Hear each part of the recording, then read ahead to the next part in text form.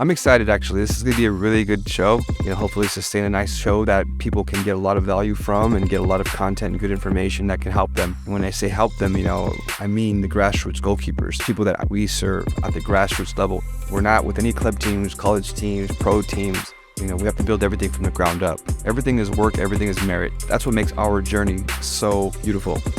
With that journey comes lots of challenges, lots of ideas, lots of opinions, lots of things that most other environments probably don't have to deal with, but we do. How do I get the message out to some of my parents who are learning for the first time, who are going through this maze, who are constantly being bombarded with new trends and new social media and new this, new that, the shiny object syndrome? How do I help them? This is how I'll help you. Stay tuned.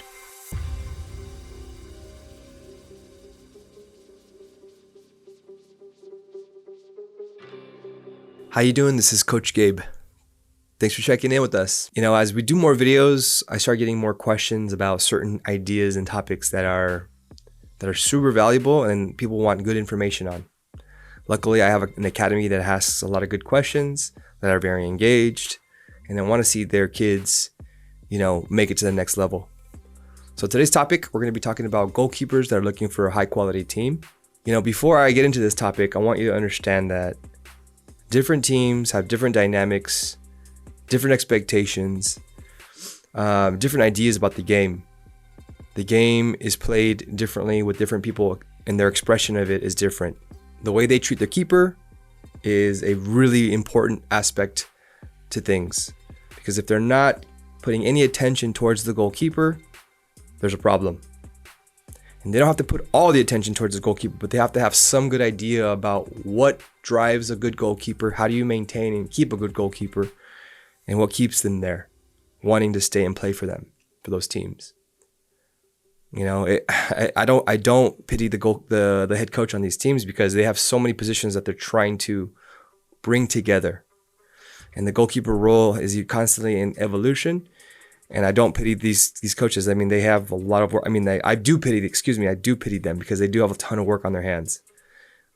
So we want to make sure that if you're a coach watching this, here's some pretty good thoughts and opinions on how to maintain your keeper as well and keep them there, or even attract a good, strong goalkeeper to your team. So the first tip when it comes to finding the team that you're looking for is to assess your goals and your style of play. Okay? So if you're brand new, if you're a beginner, your goals might be a little bit different. You might not even have a style of play that you're comfortable with yet because maybe you haven't established that. But if you're a little more advanced and you know your style of play, you're someone they can pass to, or you're someone who can collect balls in the air, those are two different dynamics that are going to be asking two different things. So what I'm going to be talking about is just in general, how to assess yourself, right? Get to understand yourself. Am I looking for minutes? Am I looking to be on a really, really good team that, has a pretty good defensive strategy, and scoring tons of goals? Am I going to be on a team where I'm not getting that many minutes? Or am I going to be on a team where maybe I am getting minutes, but I'm not getting a lot of action? Assess that because, I'm seeing a lot of goalkeepers who are on, very average teams where they're having to make a big impact. And this is in their benefit because now they're getting a lot of minutes, a lot of action. They're getting goals scored against them too. It happens, obviously, but since they're young, this is a good time for them to get those experiences. So assessing your style of play and assessing your goals, that's huge. Getting more action, getting more minutes will help you. That's the first step I think is best in trying to find a team for you. This is a little bit of an interesting topic because you want to make sure that you're finding a good team, and I'll talk a little bit more about what other things we can do to find that team. Utilize your network. Ask for recommendations. It's interesting because there's a lot of people I want to discuss teams with, but at the same time, there's some coaches that are doing really good work, right? And there's a lot of coaches that need a lot of work. So it's difficult when people ask me, hey, do you have a good team? Because I don't want to just recommend anybody to anybody in any situation. I want to make sure that who I recommend has the goalkeeper's, heart in mind when we send them players. You don't want to just send somebody a player who they're going to get there and have a miserable experience. At the same time, you don't want to be babied either, right? As a goalkeeper, you're not looking for that extra treatment. You're just looking for fair treatment, right? And so, one red flag is when a coach says, "Oh, you're going to get all the minutes. We're going to play you all the time," and and they have multiple goalkeepers in role. I mean, at a higher level, people want to play the players that they're going to give them results. That happens. So you don't want to be lied to either. At the same time, you want to make sure you're getting your minutes and you're developing as you're progressing at the same time. So, calling on your network, finding out if there's other teams that are looking for a goalkeeper, and really being fair about what stage you are at in the process of your evolution. Being fair about that when you talk to the coach. You want to make sure that they are aware of your strengths, your weaknesses, and how you can come together to make them better and make yourself better. You want to see if they have resources for goalkeeping. You want to see how they're dealing with goalkeepers who are making mistakes. Do they have success with other goalkeepers that they've coached on their team? Because if they do, that's always a good thing. It's always a good understanding. Goalkeeper coaches, have an interesting network. They want to work with good people who are constantly good for their goalkeepers. So what does that look like? That looks like someone who's understanding, someone who's willing to communicate when they need to, someone with less ego, and someone who, is they don't have to be an expert in goalkeeping, but they have to be strong in communication, right? They don't have to be experts in goalkeeping. A good coach knows what they're great at, and a good coach knows what they're not great at. That's when you have a good coach in your hands. Okay? So the network is huge, but goalkeepers only network with people who have strong communication skills and want to be able to communicate with them if they need it. Another tip is to attend trials and practices of different teams. You go to these practices, you see the way players show up. Are they on time? Are they engaged? How are they treating each other? How are they treating the coach? How are they treating what does the environment look like? Are they uniform? Are they passing the ball with accuracy? Is there a lackadaisicalness in the air? Is there a seriousness in the air? Are they giving you feedback? Is there communication there? You want to see those things when you're there. You want to make sure that okay, yeah, all right, there's feedback. There's a sense of pride when they're playing. You don't want to go somewhere where there's not that sense of urgency or pride when they're not playing, because then it's just chaos, and there's going to be a frustration the entire season. It's not easy to find a team. It's not easy to find a team that you totally gel with. Sometimes it takes a few teams, right? But at the same time, you don't want to be that goalkeeper that's constantly switching teams over and over again, because then it's not just the team. Maybe it's us and ourselves. We're constantly looking for something that isn't there. Maybe our expectations are a little too ridiculous at times. We got to find the balance. We got to find the toughness, right? Because there's moments where we're just not good enough, and we have to be honest with ourselves in moments, right? And we have to be honest with ourselves, and we have to be honest with our own personal assessment. And goalkeepers are hyper analytical. They analyze things so much. But the ones I see that are very successful know how to just turn off that analyzation part in their brain and just get to work and get to playing. So, gelling on a team of guys or girls who are very chaotic is going to be difficult. But if you could be that balance of someone who's not so chaotic and kind of calm, maybe you're the balancing act, right? At the same time, if the team is too chaotic and they're putting blame and casting blame all the time on you, and not even giving you any praise at all, yeah, that's a tough one, and it's difficult to assess. You'll start to see it if your team is losing. You'll start to see how people are reacting and responding. Right? You don't want to be on a team that's constantly just responding really negatively and is always pointing fingers That is a tough time. That's a tough team to be on, especially for a young goalkeeper who's barely learning how to be a goalkeeper and who's coming up, you know. But at the same time, it could be an opportunity as well because, you're going to get a lot of minutes, you're going to get a lot of action, you're getting a lot of experience in those moments. Another tip is to, really consider the level of competition you're trying to get to. Okay?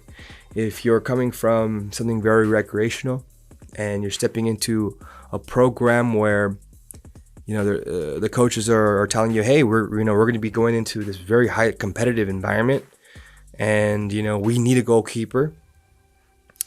Maybe they're not telling you what they need. A lot of these teams that are going into really high competitive environments for the first time, they don't just need a goalkeeper. They need a really good goalkeeper. And, maybe they're not as established and they're not really understanding what kind of goalkeeper they need. And maybe they've seen some things, but they haven't seen you in that environment yet, and you haven't been tested in that environment yet. And now this is your first time in a very highly competitive environment, and it can be very shell-shocking. So, really taking that into consideration, because if you're doing this maybe at 10 or 12, 13 years old, and maybe some of those players have been in that highly competitive environment for 3-4 years already, and this is your first year, it could become very, very chaotic in that first year. It's like jumping into the deep end in a cold swimming pool. It's like, whoa, this is a shock, right? And it's like, whoa, I wasn't expecting this. This is not something that I was expecting. Yeah, of course not. Southern California soccer is very competitive, and people are expecting results.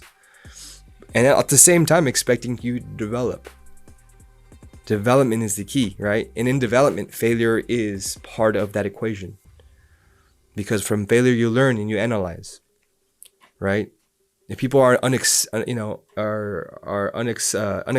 of failure, coaches or whatnot, then there's a problem with that. Because how are you supposed to develop without having failures? It happens all the time. So understanding these moments is huge. The opportunity that presents itself sometimes isn't in your backyard. And I've talked about this in the past. Sometimes it's not the most convenient. It's not right at the park that's on the street from your house. Like, sometimes those opportunities aren't there. A lot of times they're in different places where you got to get in your car and drive a little bit. I'm seeing this right now, right? Sometimes you have to drive a little bit, spend a little more time, a little more energy in an environment that's just a little bit more compatible to what you're asking for. That is the case in Southern California. It's unfortunate, but it is what it is, and, I've seen different environments where, there's a good little team that's local, and when that happens, it's like, it's perfect. All the stars align, right? That's when you're totally in alignment with what's happening in your environment. But there's other kids that are driving from distances to join certain environments that are totally compatible to what you're up to. So being open to those opportunities is going to be huge as well. But I've also seen opportunities where, the people are driving from far and they're not really getting what they're asking for as well. I've seen that too. So, you got to assess what you assess. Okay?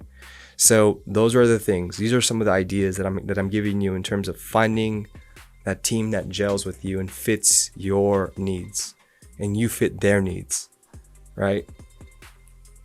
Let me leave you with some thoughts and ideas. Okay? Here's a thought and idea. I asked a really high-level coach that came by, what they thought about, certain goalkeepers. And he told me something kind of interesting. He said, look, it's nice when you're that goalkeeper who plays for the home club team and you live a mile away and everybody knows you and, they're supporting you. Mama's cooking is there every time. And it's nice. Like, they're doing well. That's good. They're doing well.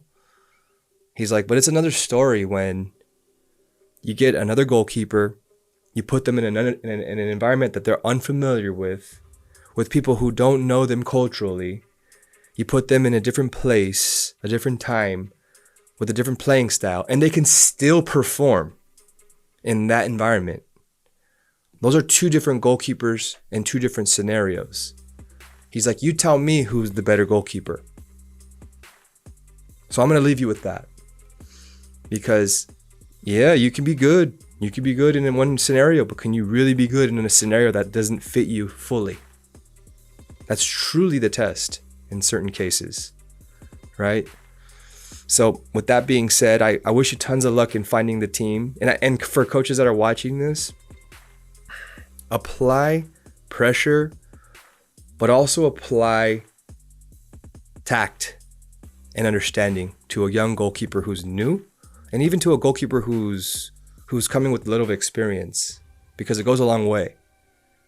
You know, let them know that you're aware that they're gonna give them 100%, and that the expectations aren't for them to be Superman at the Super Bowl, right? Know what you are, know what it is in the moment, and know that we're still in development stage.